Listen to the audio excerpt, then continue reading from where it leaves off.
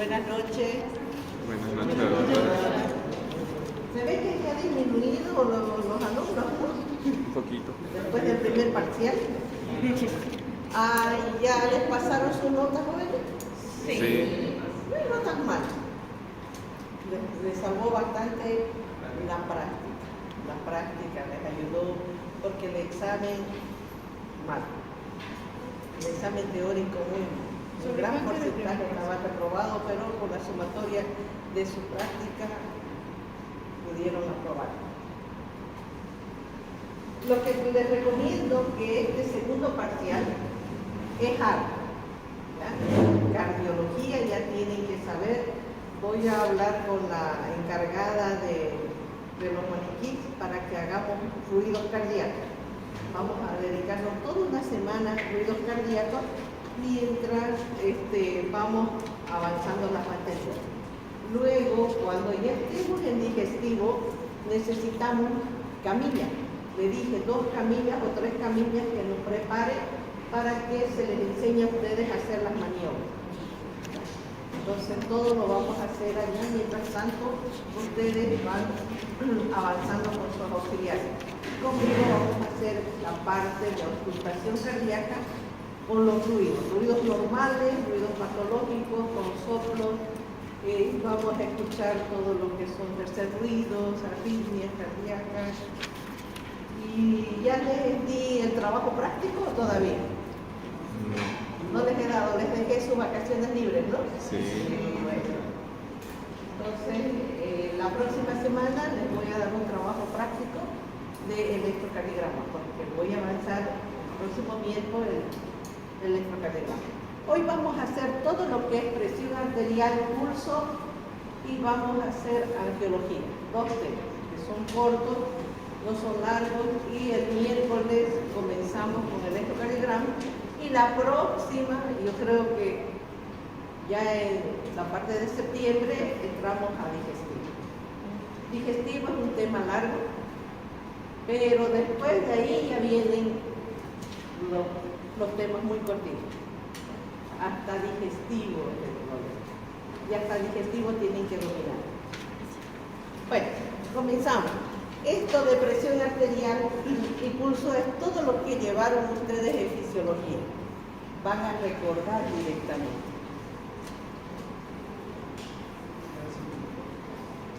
Como ven el dibujo, ese dibujo está mal. No se toma así. ¿Por qué no se toma así? El pulgar tiene No se, por eso se los puse, porque no debe tomarse así.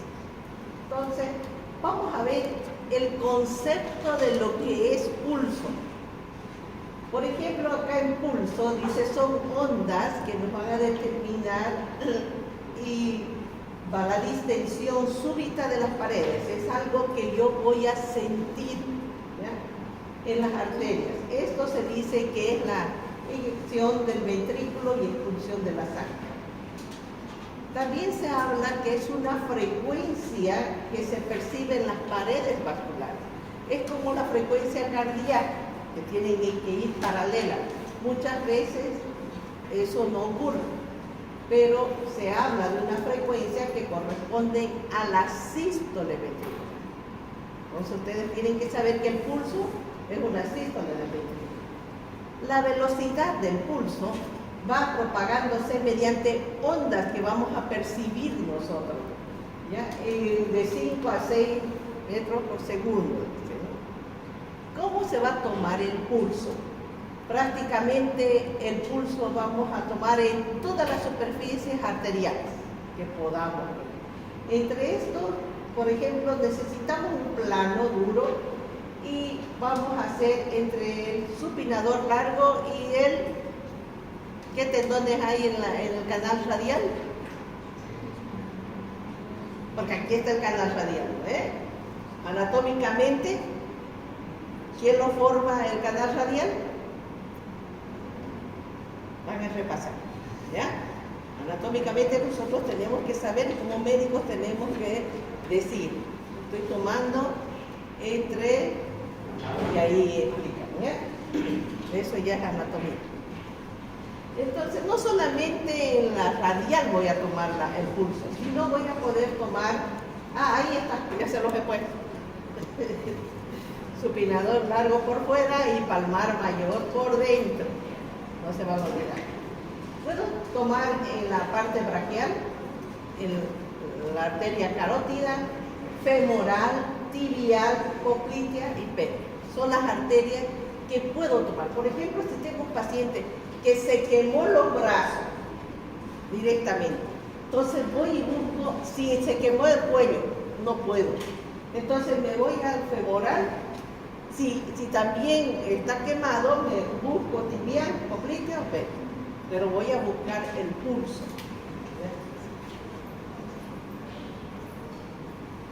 Por ejemplo, el brazo tiene que estar extendido o semi-extendido o semipronación y la muñeca flexionada.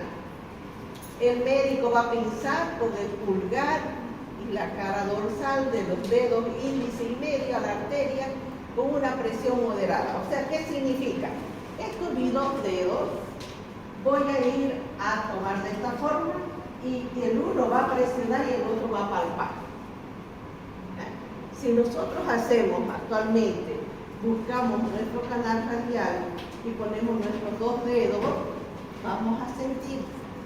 Pero el primero presiona y el otro va a palpar.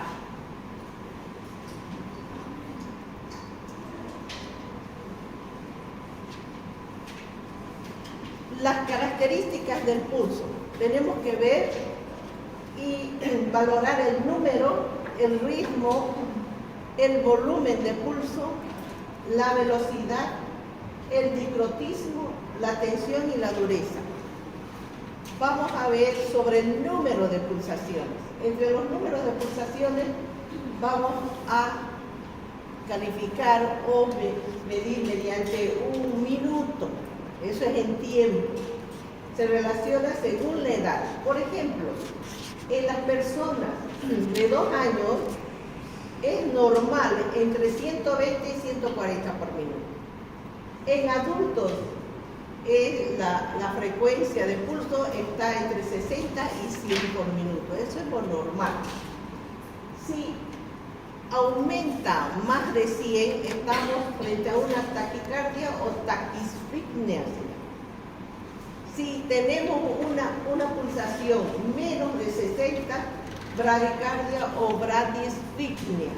Eso es lo que tenemos que hablar.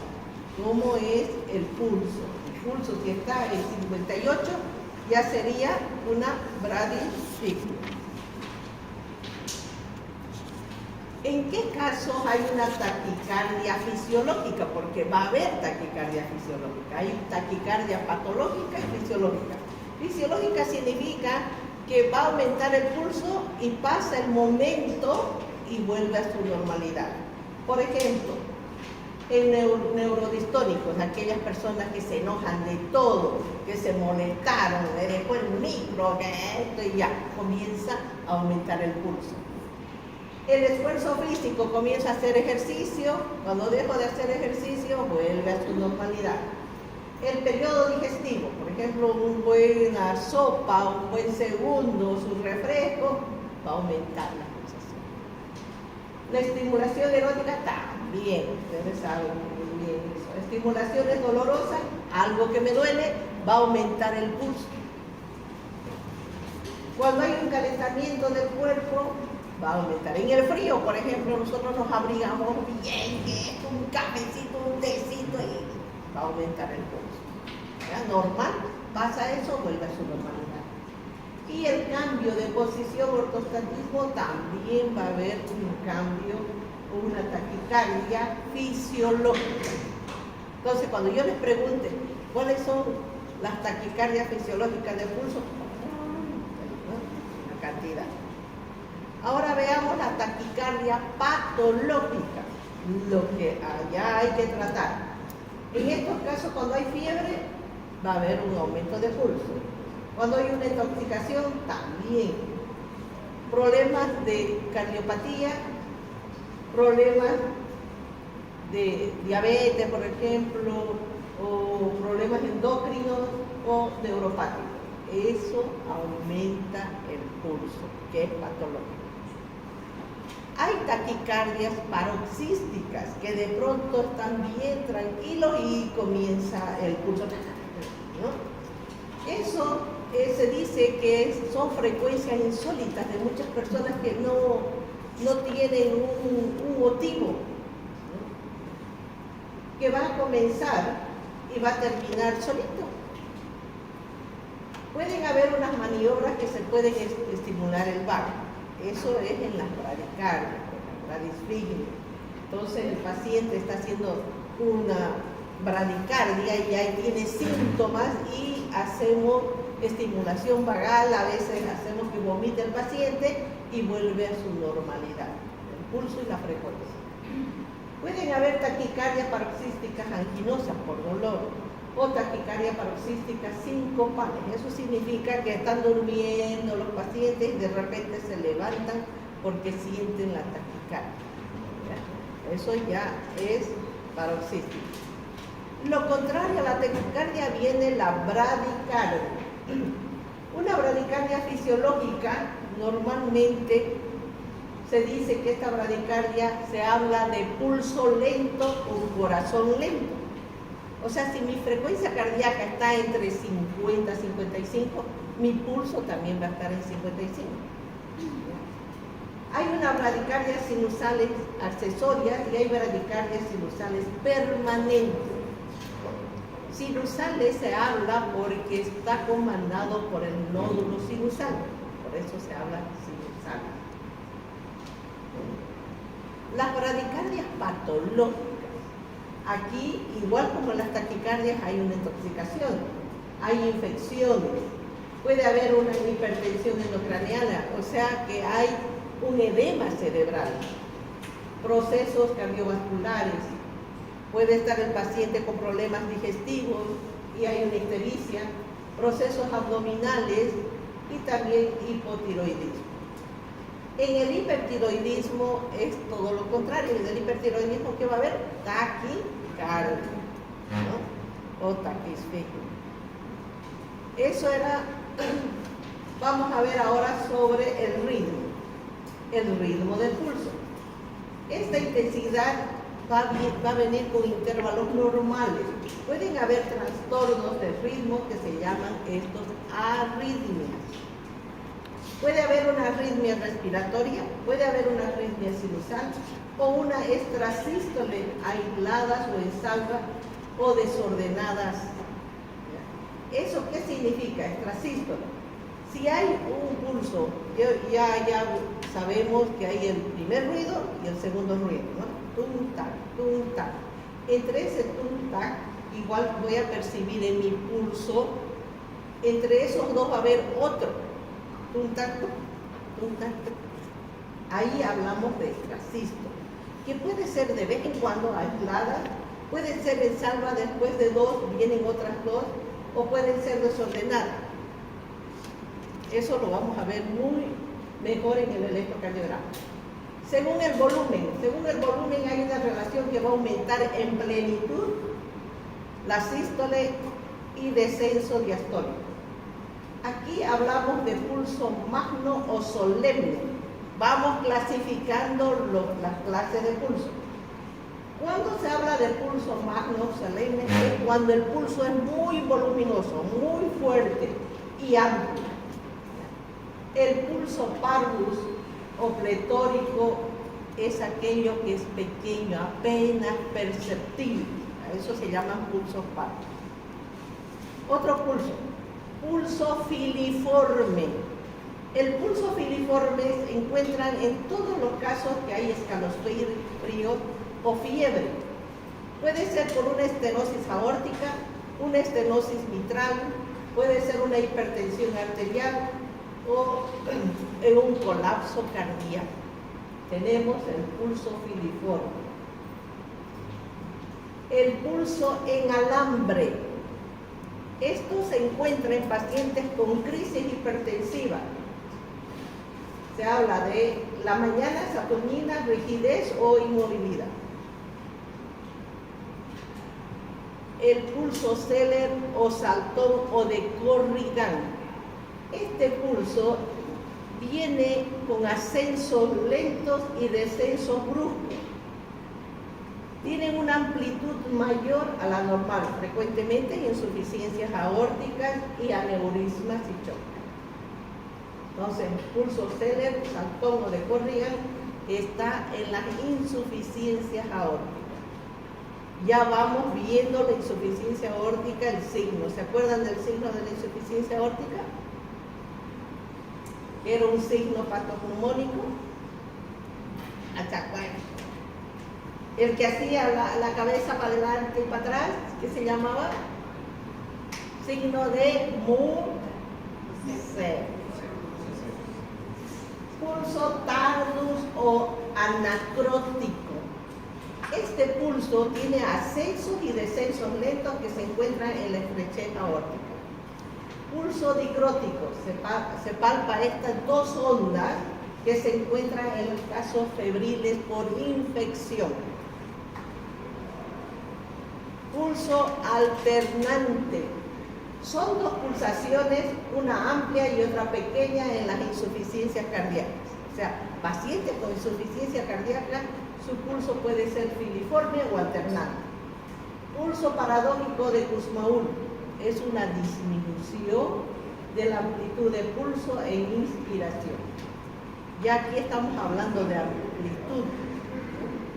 Pulso bigeminal. Estos son dos pulsaciones con pausas largas que van seguidas de una extrasístole o bloqueos auriculoventricular o auriculoventricular.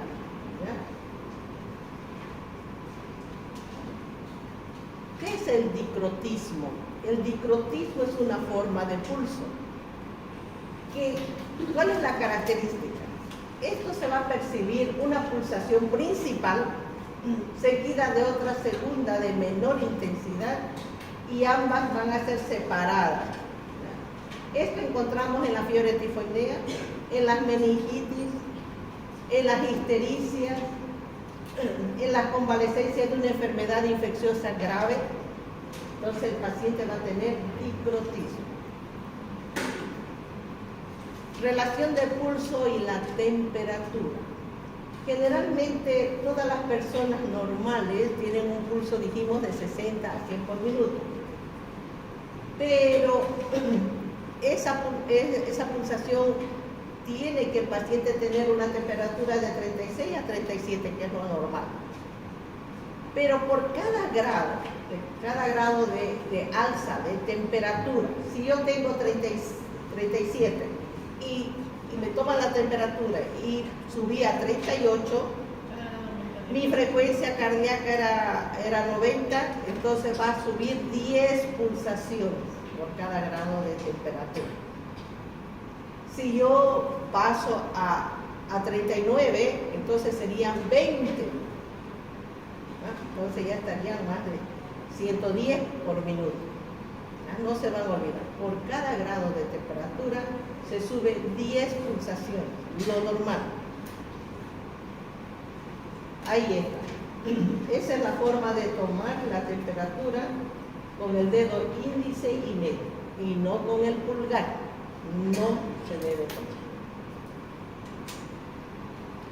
Nos vamos a presión arterial.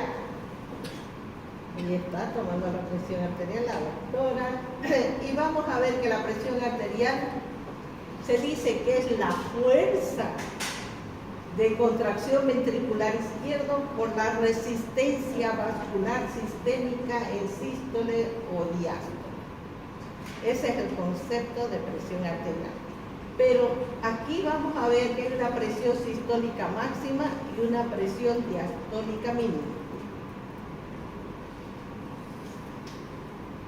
Pero vamos a diferenciar los conceptos.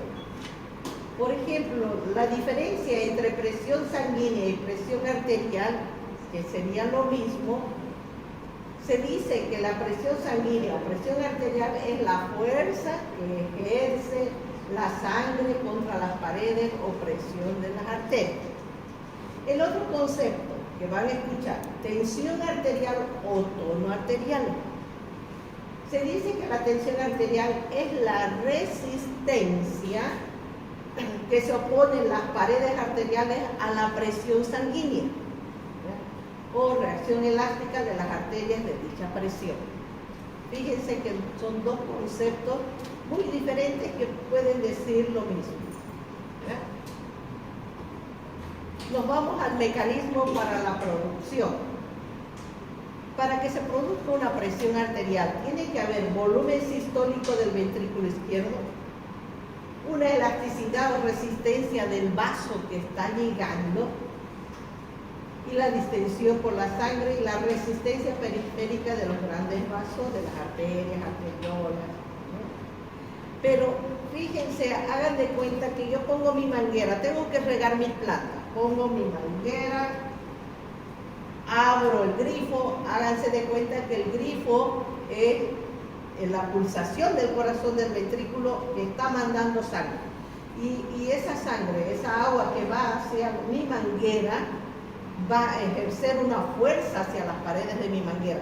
Y si mi manguera está doblada por ahí, ¿qué va a pasar? No va a pasar, va a haber una resistencia. Y la misma manguera se desprende del grifo, hay una ruptura. Entonces, imagínense que es así cuando hay mucha resistencia. Y cuando hay resistencia, cuando hay una hipertensión arterial, por muchas causas que pueden ser, ¿no? Endurecimiento, colesterol aumentado, triglicéridos, problemas según la edad. Hay jóvenes con problemas renales, hipertensos. Entonces, hay muchos los factores de la resistencia periférica que va a provocar.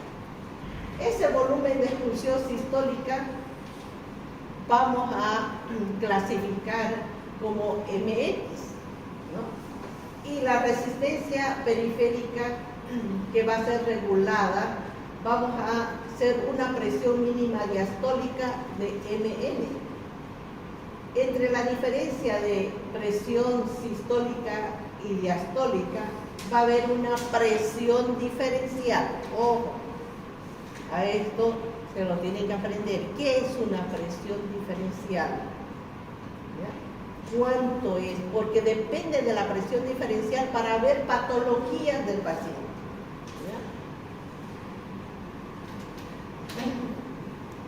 ¿Ya? El equipo. ¿De qué cosa? Todos tienen tensiómetro y fonendoscopio, pero en el día del examen tienen que describirme de qué está formado el tensiómetro. Entonces me van a decir, aquí tenemos el tensiómetro, tenemos un manómetro, un manguito, sistema insuflador y las mangueras. ¿Cómo se hace? ¿Cómo se pone? Eso lo llevaron ya en fisiología, ¿no ves? Pero vamos a volver a practicar porque ustedes tienen que hacer bien con el paciente. Ahí está, la variedad, fíjense, de tensiómetros tenemos. Tenemos el manual, el digital, tenemos de todo, hasta en antebrazo, brazo, muñecas, la hora, hasta en el dedo, hasta los celulares te miden presión arterial. La tecnología nos está ayudando bastante. Entonces vamos a ver cómo voy a medir la presión arterial. Tenemos el método palpatorio llamado Riva-Rossi, el método auscultatorio de Corocón y el método oscilométrico. Son 3 métodos para poder medir la presión arterial. Vamos viendo el método palpatorio. En esto vamos a ver, el mango se coloca 2 a 3 centímetros por encima de la flexura del codo, se insufla y se palpa el pulso. Aquí, por ejemplo, en el método palpatorio yo no tengo fonendoscopio, me olvidé, solamente llevé el equipo de tensiómetro, pero tengo que medir la presión arterial. No hay motivo de no tomar la presión si no tengo fonendoscopio. Lo puedo utilizar el método palpatorio. Pongo normalmente el manguito, insuflo y mis 2 deditos se van a la arteria. Y en el momento que hago la insuflación y voy disminuyendo. El primer ruido que voy a sentir en mis dedos, esa onda, es la sístole. Y eso va a ir, van ustedes viendo, y el último pulso diastólico también se percibe y después ya ahí para la aguja. Entonces se puede medir. El método auscultatorio, ahí sí utilizo el fonendoscopio. Y el método oscilométrico, que generalmente se usa en los hospitales, que es con el monitor. Es fácil, las enfermeras agarran, le ponen el manguito, lo apretan y se van a hacer otras cosas. Cuando llegan ya está tomada la presión arterial. Interpretación de los resultados. Por ejemplo, hay cifras normales que varían según el sexo. Puede ser superior generalmente en el sexo masculino, en los pícnicos. Es inferior en los asténicos. En los niños la máxima es de 40 a 60.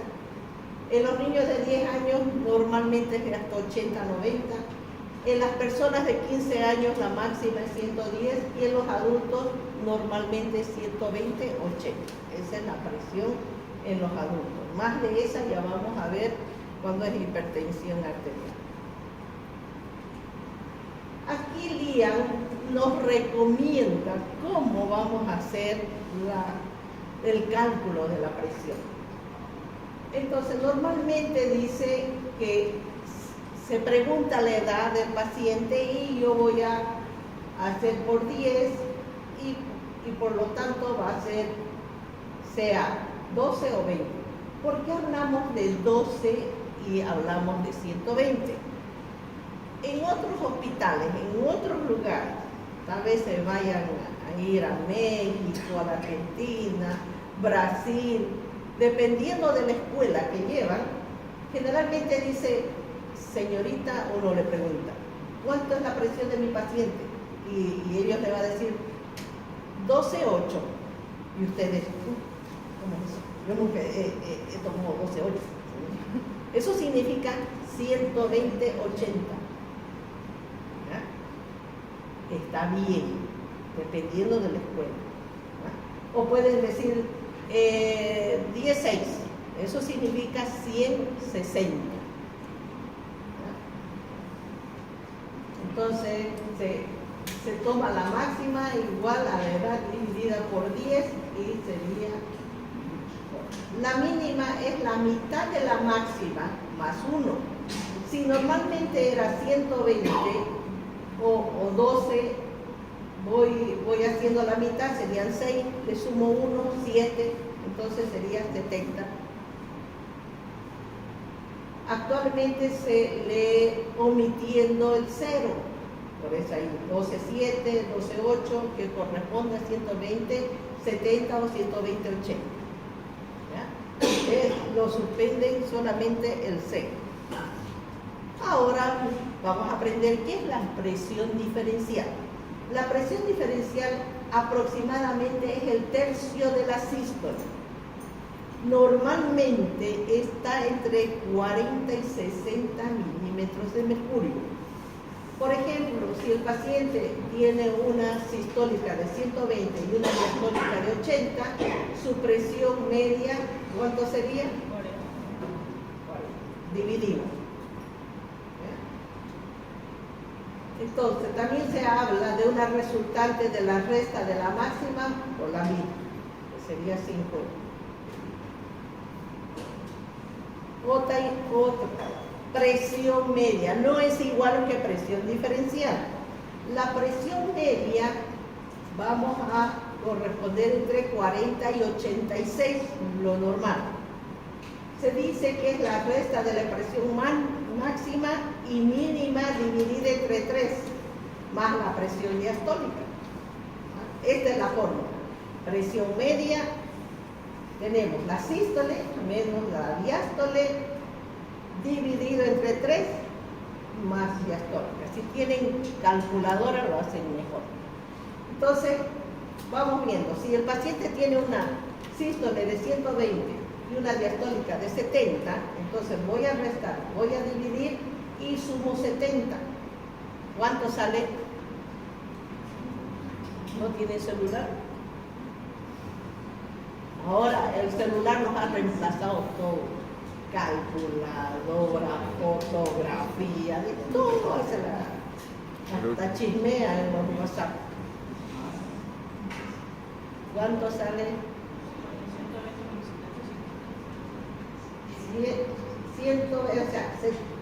120 menos 70 dividido entre 3.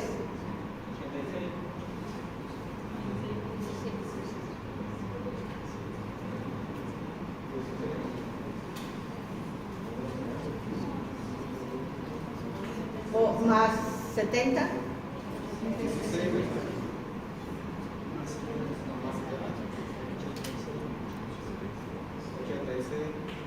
Entonces estamos en lo normal, porque normal es entre 40 y 86. Esa es la presión media. Es importante saber la presión media. Otra fórmula, si es que no se lo aprenden, diastólica menos sistólica menos diastólica, dividir de 3 más otra diastólica. Aquí es diastólica más sistólica dividida entre 3. Es la suma de la presión sistólica más 2 diastólicas divididas entre 3. Que tiene que salir casi igual, ¿no? Sale lo mismo. Cualquiera de las dos fórmulas se lo aprende, porque les van a preguntar en el internado. Ya les dije, una vez yo estaba con mis alumnos viendo un paciente, viene el residente, me dice: doctor, esta mañana me preguntaron qué es presión media. Y yo solamente sabía que era presión diferencial. Y yo todas bastante, ¿no? A ver, había un auxiliar ahí. A ver, Gualberto, venga un ratito, explicarle cómo se saca presión media. Y el muchacho, y el residente quedó así: doctor, eso a mí no sirve, ¿no?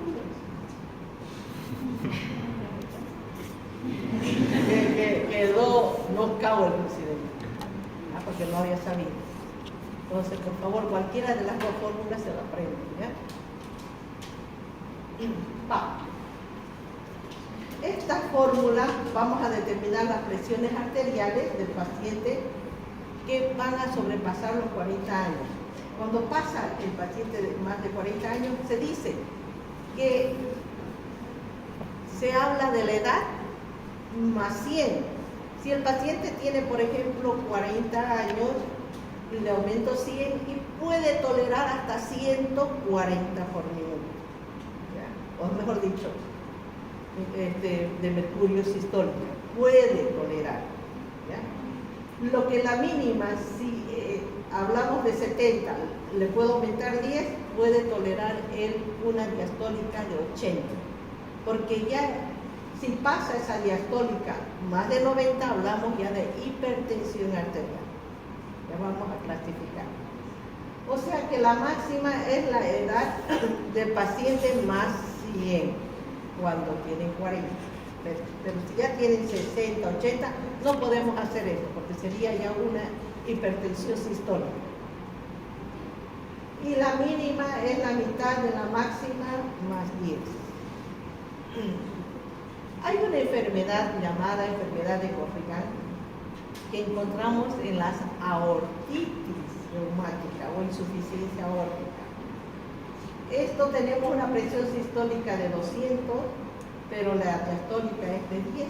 Imagínense, a ver, ¿quién me puede sacar la presión media de esta presión? La sistólica está en 200 y la diastólica está en 10. ¿Cuánto es su presión media? ¿Se acuerdan?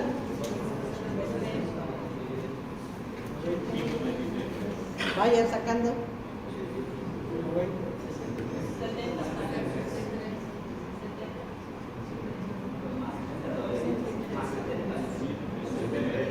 fórmula, a ver, saquen. Así de vista nomás, yo ya puedo estar sacando. ¿Cuántos salen? 136. ¿Cuánto? 136. 136. ¿Está normal o no está normal? Entonces, dijimos que es normal entre 40 y 86. Hasta ahí la presión media es normal. Cuando pasa de 86, ya estamos hablando de insuficiencia aórtica. Con solamente ver la presión arterial, ustedes pueden diagnosticar la insuficiencia aórtica.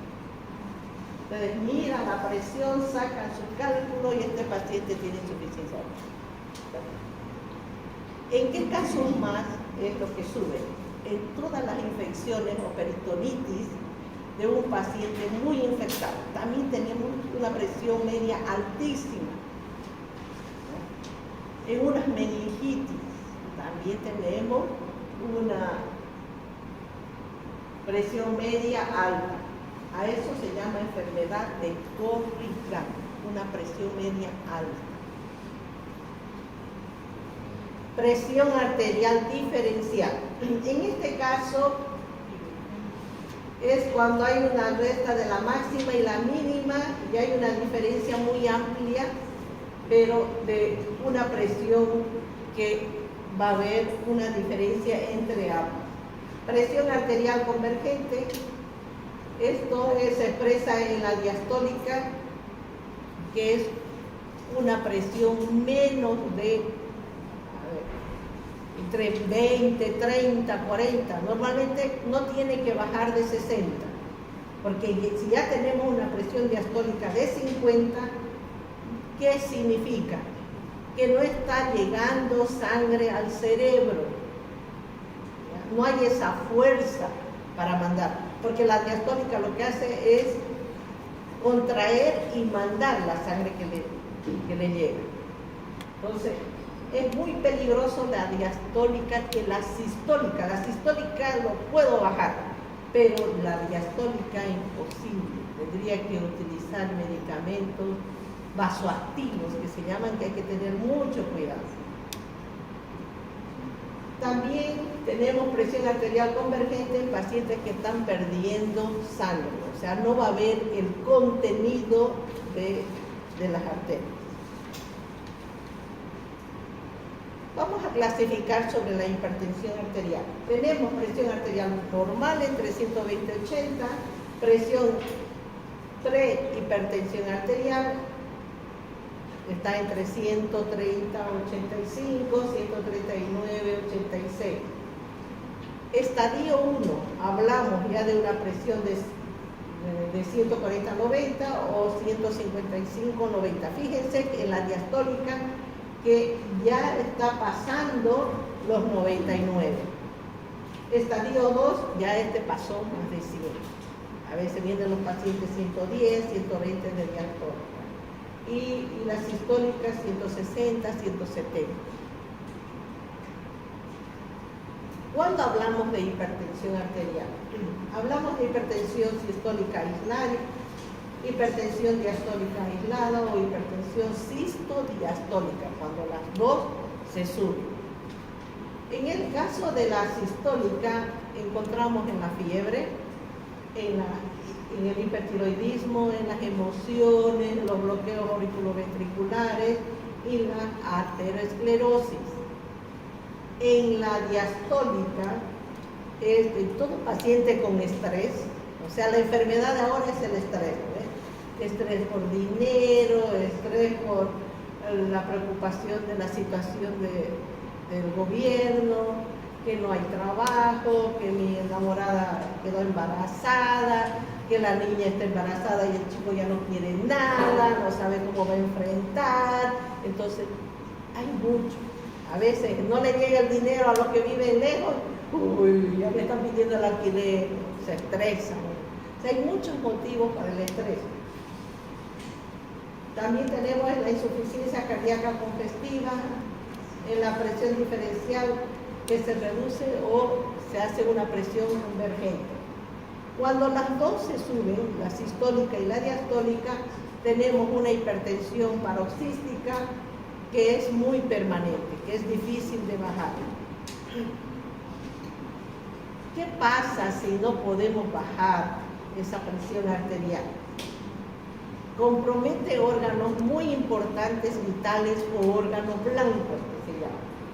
Entre esos está el cerebro, el corazón y los riñones. Son los tres órganos que más sufren por una hipertensión arterial que no es tratada.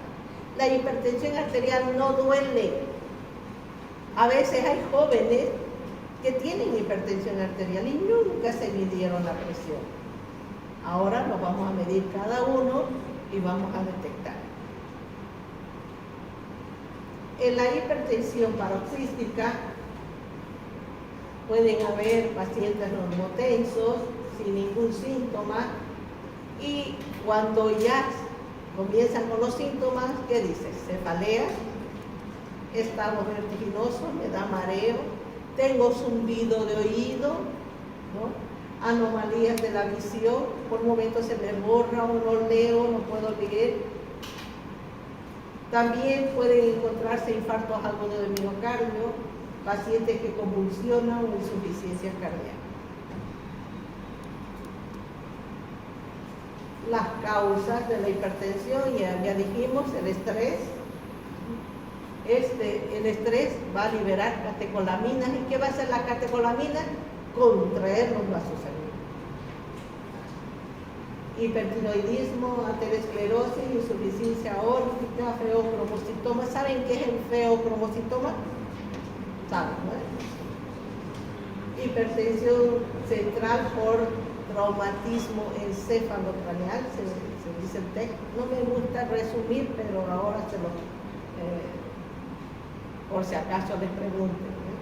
Insuficiencia renal crónica. Y vamos a evaluar al paciente.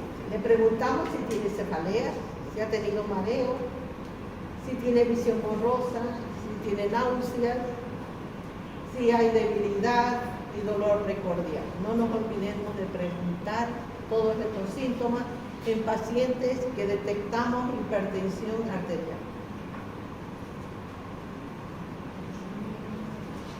También les vamos a preguntar si hay pacientes que tienen mucho tiempo de tratamiento, si hay disnea, palpitaciones, palidez. En la hipertensión maligna, en estos pacientes que no bajan con ningún medicamento oral, tenemos que utilizar medicamentos endovenosos. Entonces, tenemos que pensar que estos pacientes pueden tener una insuficiencia renal crónica, tenemos que hacer laboratorio, pedimos urea creatinina y el feocromocitoma. Tenemos que descartar pacientes que no bajan ni con medicamentos endovenosos. Se va a clasificar hipertensión primaria o esencial o secundaria, según la evolución del paciente, que puede ser simple o asintomático, que no ha afectado el órgano como ser corazón, cerebro y riñones. Y tenemos la hipertensión arterial maligna, donde la diastólica muchas veces es hasta 120 milímetros de mercurio, hablando de la diastólica. También hay una hipertensión inducida por el embarazo. A esto se habla de preeclampsia, eclampsia grave, que va a ser un factor preponderante para el óbito fetal. ¿Ya? Entonces, toda señora embarazada tiene que hacer sus controles de presión arterial, examen de orina, laboratorio, hematocrito, hemoglobina, aunque no esté anémica, el peso, la altura uterina y detectar la presión arterial a tiempo. Antes las mujeres fallecían en gran porcentaje en los partos, nada más por la hipertensión. ¿Qué exámenes le vamos a pedir a un paciente hipertenso? Si yo tengo en mi casa mi tío, mi papá, mi mamá hipertensa, comenzamos a hacer esto. Le pedimos electrocardiograma, le pedimos radiografía de tórax para ver el tamaño, el índice cardiotorácico. ¿Recuerdan? Cuando hemos aprendido a medir un hemograma normal, un laboratorio de orina, pedimos urea, creatinina, glicemia para descartar que no sea diabético, un ionograma, sodio, potasio y cloro.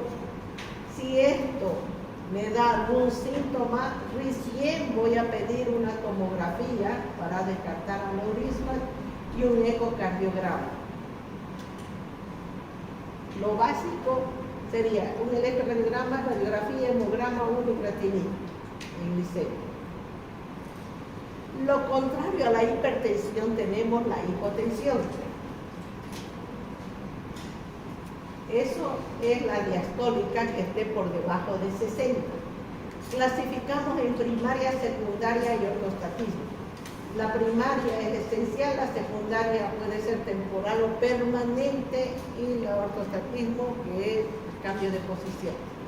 ¿Cuáles son los síntomas? Astenia, disnea, vértigo, obnubilación, acufenos, fosfenos y bostezo frecuente. O sea, me da sueño después de un buen almuerzo, me da sueño y la presión baja. Generalmente las mujeres tenemos presiones bajas por las hormonas. ¿Cuándo nos volvemos igual que los varones? Después del climaterio, ¿no? La menopausia. Nos volvemos igual. En cambio, antes nuestras hormonas nos protegen de todo eso, de la hipertensión arterial, excepto que tengamos problemas renales o embarazo. La hipotensión ortostática aparece cuando el sujeto está sentado o de pie. ¿Ya? Ese cambio brusco que va a ocurrir. Ahí tenemos los digitales, miren, sirve, solamente que cuando ya las pilas ya se están terminando y están mal, ya alteran. Entonces, dense cuenta que hay que ver sobre las pilas. Otra forma, miren, que a veces se les compra a las señoras o a los señores que ya tienen hipertensión arterial para que se midan en la mañana, a mediodía y en la tarde. Se les recomienda que se tomen en decúbito dorsal, sentado y parado. Esa es la forma. Hay un cambio. Y tenemos las emergencias hipertensivas y las urgencias hipertensivas. ¿Quién sabe diferenciar qué es emergencia y qué es una urgencia?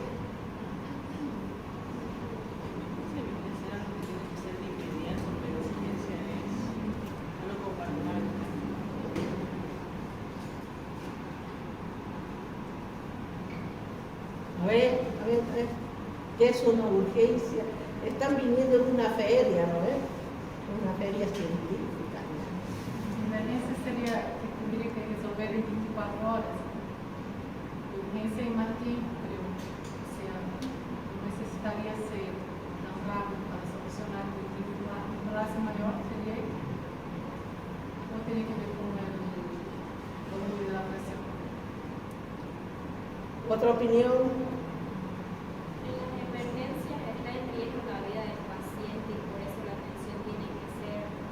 Rápido. En cambio, en la urgencia puede todavía el paciente esperar un lapso de tiempo de alcanzar. A ver, ¿qué dice usted? Al contrario. Al contrario, ¿será? A ver, ¿cómo sería entonces? Emergencia es algo que puede ocasionar que lo tratan en un determinado tiempo y urgencia sí o sí ese rato se tiene que atender. Bueno, las emergencias y las urgencias se tienen que atender rápido, ¿no? Los dos han venido con hipertensión arterial. La única diferencia es que en las emergencias hipertensivas ya hay problema de órganos de blanco, como si el cerebro ha podido haber una hemorragia cerebral, ha podido haber un infarto agudo de miocardio o problemas renales. Entonces ese paciente se queda. En cambio, en la urgencia hago igual que de emergencia, todos los estudios, pero ese paciente, su laboratorio está normal, bajo la presión, los síntomas le pasaron, yo no lo interno. Lo mando a la casa con tratamiento y le digo que venga su cardiólogo. O sea, este paciente puede irse a su casa. Bajé la presión y se va, pero el que se queda es el otro, porque ya tiene dañado el cerebro, el corazón o los riñones. Ese se queda, ese se interna para hacer más estudios, porque a los dos les va. ¿Ya? Bueno, sigan. Bueno, hacemos un buen interrogatorio, un buen examen físico, pedimos los exámenes complementarios y determinamos las categorías, ¿no ves? Si es una hipertensión severa, aislada, si es una urgencia hipertensiva o una emergencia hipertensiva. No se vayan, que vamos a hacer otro tema.